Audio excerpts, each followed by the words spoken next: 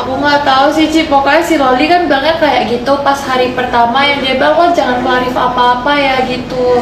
Terus aku bilang aku aja nggak tahu apa-apa, itu kan lu yang suruh aku bilang ke Tante Niki karena lu mau pulang. Oh, oke. Dan yang masalah lebam-lebam itu kamu notice sendiri? Aku notice sendiri, makanya aku nanya itu kenapa Loli, terus dia bilang ya ini deh, katanya biasa dia selingkuh lagi, katanya gitu. Tapi sekarang dia nggak mau ngaku itu dipukulin Fadel, dia mah bilangnya itu gara-gara kejedot, dia bilang ke Rangga gitu. Hola netizen yang tercinta, Loli belakangan ini dikabarkan hamil duluan. Bahkan Nikita Mirzani pun telah membenarkan anak sulungnya itu pernah hamil lalu menggugurkannya. Kabar Loli pernah hamil pun tampaknya bukan isapan jempol semata. Terbaru muncul bukti Loli pernah hamil yang diungkap oleh seorang temannya bernama Cindy. Dalam video yang beredar, Cindy memperlihatkan foto Loli yang ada di ponselnya. Di situ terlihat Loli tampil memakai tank top. Selain itu, bagian perutnya juga membesar seperti sedang hamil. Cindy menyebut Fadel Bajide yang merupakan mantan kekasih Loli malah selingkuh. Menurut Cindy, Fadel meminta tolong kepadanya untuk memberitahu kehamilan Loli pada Nikita Mirzani. Netizen yang berbakti pun ramai mengomentari bukti Loli hamil duluan itu. Sebagai informasi, Cindy Claudia merupakan teman dekat Loli yang kerap transfer uang ke Fadel Bajide. Baru-baru ini beredar bukti transfer Cindy ke Fadel yang nilainya mencapai ratusan juta. Sebelumnya, Nikita Mirzani juga menyebut Loli membiayai hidup Fadel sampai 400 juta rupiah. Nah, gimana nih menurut netizen yang terhormat? Silahkan berkomentar ya. Mana ada seorang ibu menghancurkan anak sendiri. Loli yang menghancurkan diri sendiri. Anak gak mau diatur sama orang tua, udah merawat sejak bayi. Gak ingat dia dulu Loli ngata-ngatain Niki pas masih di UK. Kalau masalah ngata-ngatain kak, perasaan mereka sama-sama ngatain. Ibunya ngatain anaknya, anaknya ngatain ibunya. Udah cocok. Terus kalau misalkan masalah menghancurkan diri sendiri, Mbak, kamu bilang anak gak mau diatur. Berapa banyak anak di dunia ini gak mau diatur?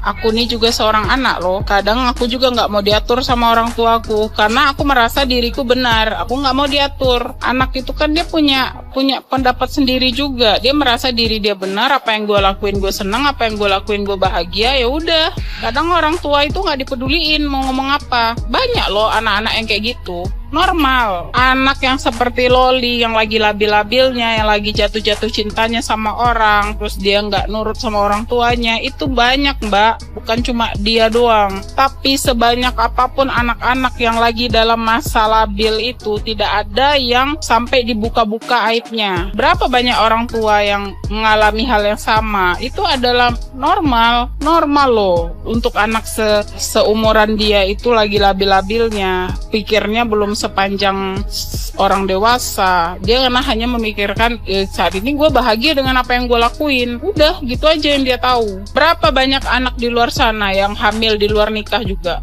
Banyak. Berapa banyak anak di luar sana yang pacarnya nggak direstui orang tuanya? Banyak. Berapa banyak anak di luar sana yang sampai narkoba masuk penjara? Banyak. Apakah orang tuanya menggembor-gemborin aib anaknya? Apakah orang tuanya sampai live sana sini untuk buka-buka aib anaknya? Ada nggak orang tua yang kayak gitu? Nggak ada kan? Cuma dia doang kan yang kayak gitu. Anak nakal tuh banyak mbak. Anak yang nggak mau diatur tuh banyak mbak. Jangan seolah-olah cuma Loli doang anak yang paling bejat di dunia ini. Bukan, banyak kok di luar sana yang kayak gitu. Tapi orang tuanya nggak kayak dia. Itu aja bedanya. Gue nggak mau komentar sama netizen yang nggak pinter. Udah, makasih. Dan satu hal lagi ya, gue nggak pernah mempermasalahkan dia dalam membesarkan anak. Yang gue mempermasalahkan adalah cara dia menanggapi semua permasalahan yang dialami oleh anaknya. Itu yang salah. Gue nggak pernah menyalahkan dia cara dia membesarkan anak atau gimana pun. Dia udah ibu yang baik kok. Jadi ibu tunggal yang kerja mati-matian buat anaknya, dia benar. Tapi cara dia menanggapi masalah yang telah terjadi kepada anaknya, itu yang salah. Bukan seharusnya orang tua kayak gitu. Banyak kok orang yang punya masalah kayak gitu, tapi dia menanggapi masalahnya dengan benar. Jadi dia tidak menghancurkan masa depan anaknya. Dia tidak merusak mental anaknya. Itu aja masalahnya. Kan gue kan melihat Mimi itu udah ngamuk banget sih mengincar si Kadal gitu ya kan. Tapi si Kadal malah begini gitu. Gue aja yang kagak ada masalah tuh takut banget kalau si Mimi tuh udah ngamuk gitu ya kan. gue lihat tuh takut gitu. Mungkin kalau ngamuk kan kagak ada remnya, tapi ini orang santai-santai aja. Bahkan kayaknya tuh mereka balikan lagi nggak sih guys? Pusing kali aku merasakannya. Tapi ya sampai di kolom komentar tuh pada begini yang FYP di tempat gue kayak gini. Si loading tuh emang kagak bisa di itu ya, kagak bisa dinasehatin ya mamanya ya. Kayaknya kagak bisa deh. Menurut gue kagak bisa sama sekali. Kalau bisa dia pasti udah kayak ya mau gimana pun dia akan mencari ibunya dulu nggak sih sebelum si Keriting ya kan guys. Kalau si Keriting itu juga tulus gitu ya, si Keriting juga kagak yang gitu, tau nggak lo? Udah pusing gue. Dulu gue pernah ya guys dinasehatin sama mak gue, terus gue tuh kayak nggak terima gitu sama nasihat itu. Gue merasa kayak enggak, kayaknya gue bisa lebih dari ini mak gue gitu kan. Dengan sok taunya gue di dalam dunia ini, padahal gue tuh masih umur berapa waktu itu, mungkin 22-an kali ya kan. Gue mencoba-coba meraba-raba masa depan gue, kayaknya sama nih orang cerah begitu ya kan. Tapi gue kagak seberani itu guys, kayak ya pokoknya gue kagak mau nurut. Gue pokoknya mau terserah gue selamanya. Gue kayak bisa gitu. Kayaknya nggak hati gue nggak nyampe kalau misalkan gue tuh kayak gue mau ngelakuin ini tapi mak gue kagak demen nih. Gue kagak nyampe hati gue gitu. Kok ini enggak ya? Kenapa ya? Ya walaupun terlepas apa yang dilakukan oleh maknya itu kan gimana ya, kita keluar dari rahim siapa gitu, dicebokin juga yang nyebokin siapa gitu kan. Kalau kagak dikasih ASI kagak hidup kita ya kan. Kalau ASInya kagak keluar, kalau kagak dikasih susu formula juga kagak hidup kita ya kan. Apalagi ini udah kaos Balmain dipakai buat tidur, itu kan hidupnya enak gitu menurut gue gitu kan. Ya nggak tahu lah, kita kan nggak di posisi anaknya juga, tapi gue cuma sempat membingungkan dua hal itu. Mungkin ya sama-sama salah, tapi emang nggak bisa damai aja emaknya sama anaknya nih. Bisa kak, tapi kayaknya sesulit itu ya kayaknya ya nggak ada selesai-selesainya kita ngomongin itu. Jadi kayak gue lihat sekarang tuh kok bisa ya kejadian sampai seperti ini. Gue juga bingung, tapi kayak mau sebenarnya solusinya ini, tapi kayak begitu sulit dilakukan gitu nggak sih? Udahlah, gue sebagai penonton aja. Sebenarnya gue udah kayak nggak kepengen nonton gitu, tapi lewat mulu. Jadi kayaknya tuh TikTok tuh udah tahu gitu. Lu walaupun nggak mau nonton, tapi lu penasaran juga kan gitu TikTok ya. Terima kasih. Ada yang kayak gue. Jujur ya, saya melihat warawiri ada hal mungkin tangkapan layar saat Loli ini live ya, ada hal-hal kata yang katanya Loli itu disebut apa gitu loh sama seseorang yang mengatakan Loli ini lagi dalam keadaan berbadan dua ya.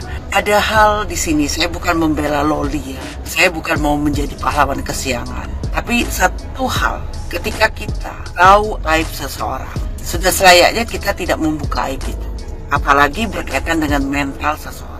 Seburuk apapun yang dilakukan yang namanya Loli ini, dia seorang gadis remaja yang memiliki hak pastinya di dalam hal hak hidup ya, hak untuk diperlakukan secara baik pastinya. Terlepas apapun yang ia lakukan, itu adalah satu hal pertanggungjawaban dia pastinya di mata Tuhan dan orang tuanya.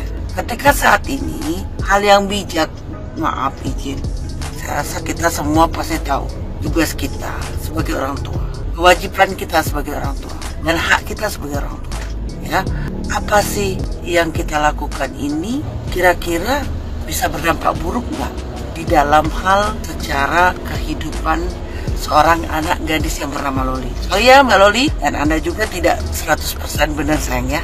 Ada hal-hal yang harusnya dilakukan ketika itu didasari pastinya kasih sayang kita terhadap orang tua, menghormati orang tua kita. Dan orang tua juga pastinya berpikiran panjang, adakah ini akan mempengaruhi kehidupan dia, psikisnya ya, adakah juga ini akan memperburuk satu hal, keadaan nama baiknya. Buruknya nama baik Loli juga ikut serta pastinya sang ibu. Kalau saya rasa tak baiklah ya memberikan input atau apapun berkaitan dengan nama baik seseorang ataupun ya aib seseorang, karena itu tidak menjadikan nilai keuntungan pastinya ya.